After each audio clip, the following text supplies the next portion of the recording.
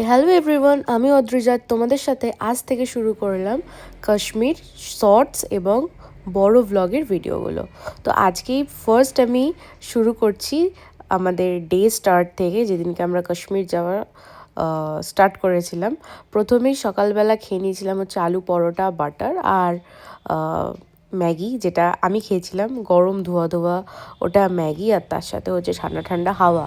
এর কম্বিনেশনটা যেন একটা অন্য রকমই। আর তুমি যতই বাড়িতে ম্যাগি বানাও, কিন্তু পাহাড়ের ম্যাগির যেন টেস্ট আলাদা।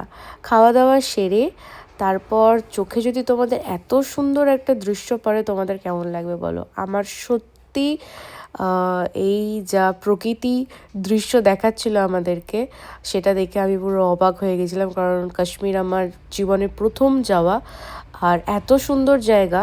কারণ আমাদের ইন্ডিয়ার মধ্যে রয়েছে আমাদের কাশ্মীর, এই যে বলতে বলতেই চলে এলো আমাদের দেশের গর্ব, আমাদের ফ্ল্যাগ।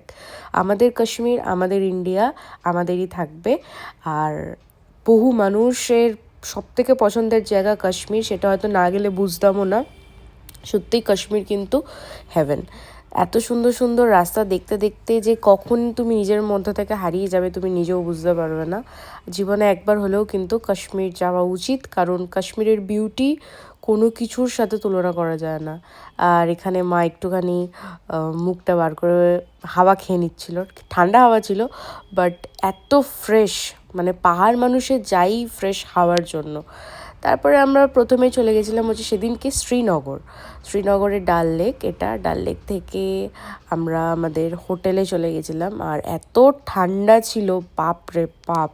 প্রথম যখন কাশ্মীর এন্টার করি, ঠান্ডাটা মানে নিতেই পারিনি যে এরকম ঠান্ডা হতেও পারে জীবনে। তো এরকম ঠান্ডা তো আমি কোনোদিনও এক্সপিরিয়েন্সই করিনি। আর এই ছিল একদম আমাদের রুম, একদম ডাল লেকের অপোজিটে। মানে দেখতেই পাবে তোমরা, এই যে সামনে ডাল লেক, আর এই যে আমাদের রুম ছিল। সেদিনকে খেয়ে নিয়েছিলাম হচ্ছে বেগুন ভর্তা, আলু জিরে আর রুটি। আমার যদি এই ভ্লগগুলো তোমাদের ভালো লেগে থাকে, তাহলে অবশ্যই কিন্তু আমাকে একটু ফলো করে দিও আর আমার পাশে থেকো। আর অনেক অনেক ভ্লগ আসছে কাশ্মীরের, অনেক শর্টস আসছে, তার জন্য একটু অপেক্ষা করো। আর কারা কারা কাশ্মীর গেছো আমাকে অবশ্যই কিন্তু কমেন্টে জানিও। ভালো লাগলে অবশ্যই শেয়ার করে দিও আর ফলো করে দিও। আর এই হচ্ছে রুমের অবস্থা আমাদের প্রথম দিন গিয়েই। কিন্তু রুম হিটারটার জন্য বেঁচে গেছিলাম। রুম হিটার, এই যে রুম হিটার, ছোট্ট একটা রুম হিটার ছিল। আর ওরা সন্ধ্যে থেকে কিন্তু এই বড় রুম হিটারটা চালিয়ে দিচ্ছিল। হ্যাঁ, মানে ডাল লেকের সামনে বসে।